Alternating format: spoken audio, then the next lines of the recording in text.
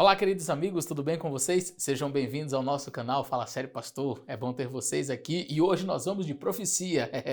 Em nosso canal nós sempre tratamos de assuntos relacionados à Bíblia, religião, à fé e hoje nós vamos falar sobre o Apocalipse. O que é o Armagedon?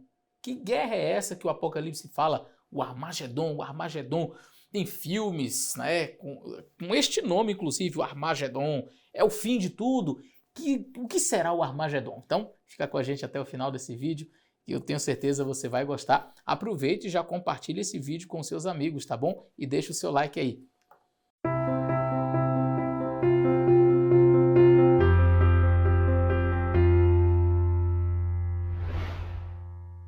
Muito bem, vamos ler o livro de Apocalipse no capítulo 16 e o verso 16 que diz assim: E os congregaram no lugar que em hebraico se chama Armagedon. Vamos analisar o contexto imediato, os versos anteriores. O verso 13 diz assim: E da boca do dragão, e da boca da besta, e da boca do falso profeta, os três, não é? Vi saírem espíritos imundos, semelhantes a rãs. Porque são espíritos de demônios que fazem prodígios, os quais vão ao encontro dos reis do mundo para os congregar para a batalha, naquele grande dia do Deus Todo-Poderoso. Verso 16. E os congregaram no lugar que em hebreu se chama Armagedon. Verso 17 diz: E o sétimo anjo derramou a sua taça no ar, e saiu grande voz do templo do céu, do trono, dizendo: Está feito. E houve ali vozes e trovões e relâmpagos e um grande terremoto, como nunca tinha havido desde que há homens sobre a terra. Muito bem, estes versos aqui são muito interessantes e muitas pessoas começam a se questionar: pastor, o que será esse Armagedon? O que é esse Armagedon? Bom, nós precisamos entender primeiro a origem desta palavra, Armagedon. A palavra Ar ou Har quer dizer monte em hebraico, e a palavra Megidon é uma tradução de Megido, ou seja, o monte do Megido. Ok, mas o que é o Megido? Megido era uma cidade importante no Antigo Testamento que ficava na Serra do Monte Carmelo. Opa, então aqui nós já temos algumas instruções para compreendermos do que o texto de Apocalipse está falando. Nós estamos numa região aqui do Antigo Testamento, próximo ao Monte Carmelo. O Megido foi o local onde morreram os reis Acasias e Josias, conforme você pode ler em 2 Reis e também em 2 Crônicas. Deixa eu ler com vocês aqui, segundo livro de Crônicas, capítulo 35 e o versos... Você pode ler do verso 20 ao 22, eu vou ler apenas o verso 22, que diz assim: Porém Josias não virou dele o rosto, antes se disfarçou para pelejar com ele. E não deu ouvidos à palavra de Neco, que saíram da boca de Deus. Antes veio a pelejar no Vale do Megido. No Vale do Megido. Se você vai ao livro de Juízes, no capítulo 5, livro de Juízes, capítulo 5, e o verso 19, você vai ler o seguinte: Vieram os reis e pelejaram. Então pelejaram os reis de Canaã em Taanac, junto às águas do Megido. Não tomaram ganho da prata. Então nós temos aqui duas informações adicionais. Os textos que nós lemos fala das águas do Megido e também fala do Vale do Megido. Mas e o Monte do Megido? Porque a palavra que é utilizada lá no Apocalipse é Armagedon, ou Monte do Megido. Como nós dissemos no princípio, ali naquela região havia um monte. Você está vendo aí agora o mapa do Israel no Antigo Testamento. A região do Megido está aí destacada para que você possa ver. E a gente precisa apenas descobrir qual é o monte que fica naquela região do Megido. E como eu já disse antes, o monte próximo ao Megido é exatamente o Monte Carmelo. E qual a importância deste Monte Carmelo no contexto apocalíptico? Quando nós vamos para o Carmelo no Antigo Testamento, apenas uma história se destaca, ela sobressai no Antigo Testamento, e a história de Elias, naturalmente, e o confronto de Elias com os profetas de Baal.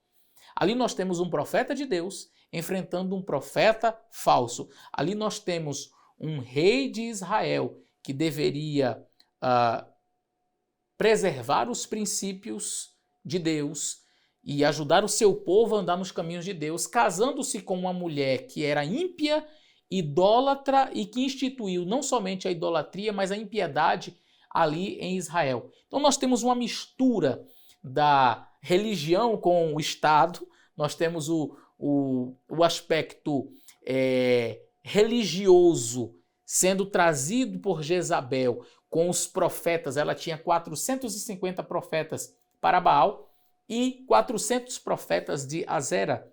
Então, é uma mulher que fez questão de estabelecer leis que favorecessem a adoração aos seus deuses, em detrimento do Deus verdadeiro, o Deus de Israel. E fez não somente isso, ela perseguiu os profetas do Deus verdadeiro. E é o que dá quando a religião se mistura com o aspecto político. E é exatamente o que está acontecendo aqui no livro de Apocalipse, conforme nós lemos. No Apocalipse, no capítulo 16, nós percebemos aqui que os reis da terra, olha, a partir do verso 13, ali diz que saiu da boca do dragão e da boca do falso profeta, 3 espíritos imundos, semelhantes a rãs, são espíritos de demônios que fazem prodígios, os quais vão ao encontro dos reis da terra, de todo mundo, para congregar para uma batalha naquele dia do Deus Todo-Poderoso. Então nós temos aqui os reis da terra, ou seja, líderes civis,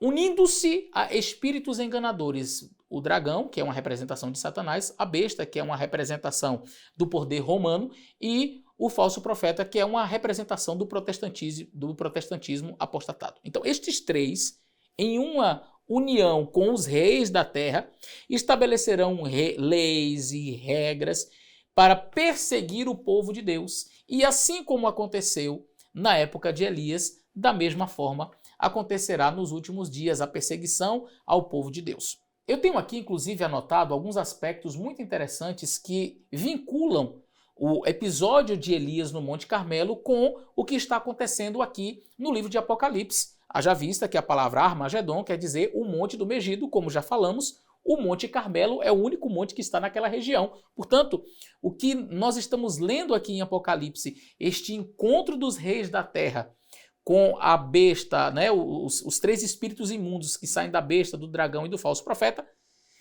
este poder religioso misturado com a política, com o poder civil, vai perseguir o povo de Deus. E nós temos paralelismos muito similares com a história de Elias. Querem ver? Ponto 1. O rei Acabe, ele se casa com Jezabel e este casamento vai ser terrível para a nação de Israel. Essa, como disse, mistura do reinado, o civil, não é? O aspecto civil, político, com o religioso que Jezabel trouxe, foi uma tragédia para a nação. Da mesma forma, o Estado vai ser influenciado pela igreja, pelos poderes religiosos, para a perseguição ao povo de Deus, aqueles que não se dobrarem diante dos reclamos dos apóstatas. Ponto 2. Os mandamentos de Deus foram lançados por terra naquela época, foram quebrados naquela época. Havia muita idolatria, as pessoas não queriam saber do Deus verdadeiro. Novamente, estamos vivendo praticamente já em uma época em que os mandamentos de Deus são violados, as pessoas elas fazem pouco caso daquilo que Deus diz, zombam da palavra do Senhor, o que nos mostra que, de fato, a história está se repetindo. Terceiro aspecto que nós temos aqui, a maioria seguindo o caminho da idolatria. Olha, a porta para a salvação, queridos, nunca foi larga, ela sempre foi estreita. Jesus nunca fez concessões, ele nunca abriu, sabe, um pouquinho a porta, nunca ele fez uma reforma nesta porta para que coubesse mais gente. A porta sempre foi estreita. Então a maioria sempre vai por um outro caminho.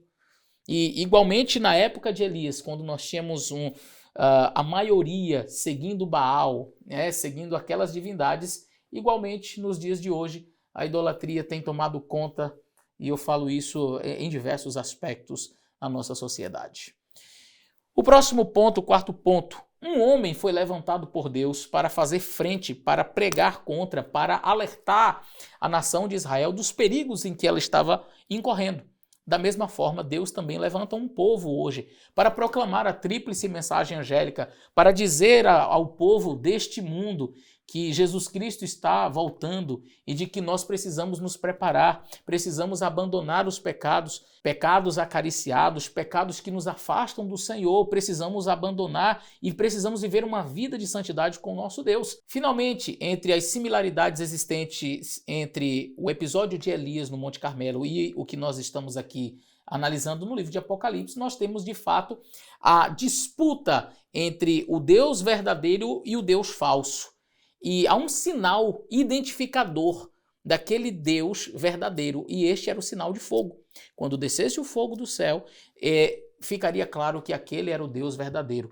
E o Deus falso, portanto, não derramaria fogo. Igualmente, no livro de Apocalipse também fala-se de um sinal para aquele que serve a Deus, diferente do sinal da besta.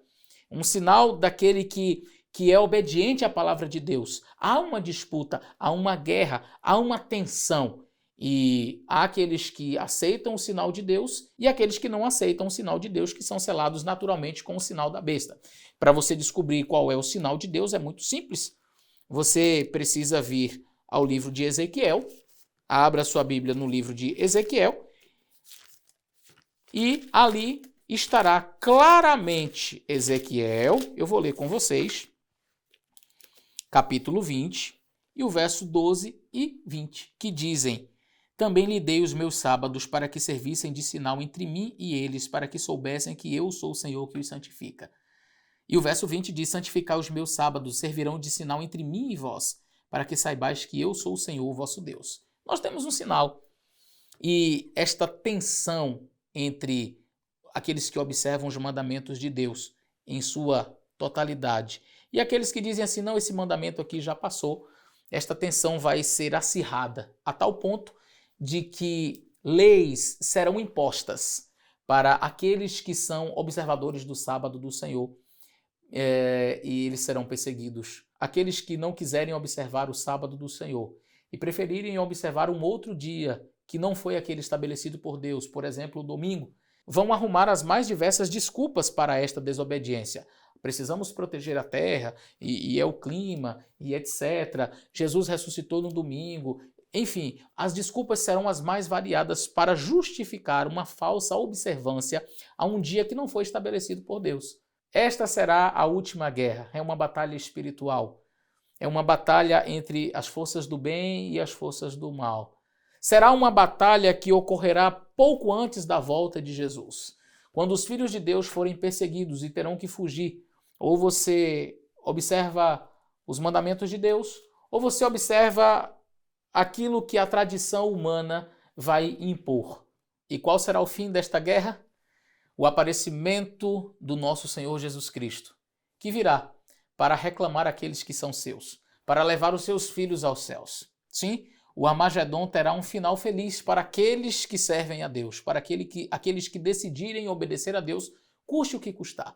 Quando leis forem impostas para que um falso dia seja observado, quando a perseguição for instaurada, aqueles que preferirem servir a Deus, estes subirão, viverão com Jesus a eternidade. E aqui eu faço um alerta. Há pessoas hoje que já estão cedendo com pequenas coisas. Há pessoas hoje que estão cedendo a sua fé, que estão negociando a sua fé, barganhando a sua fé com coisas mínimas. Estas pessoas não estarão preparadas quando a prova mais ferrenha sobre a humanidade se estabelecer. Eu espero que você esteja do lado certo. E eu espero que quando Jesus Cristo voltar, você possa subir e viver a eternidade com Ele. Que Deus abençoe você. Um grande abraço e até o nosso próximo vídeo.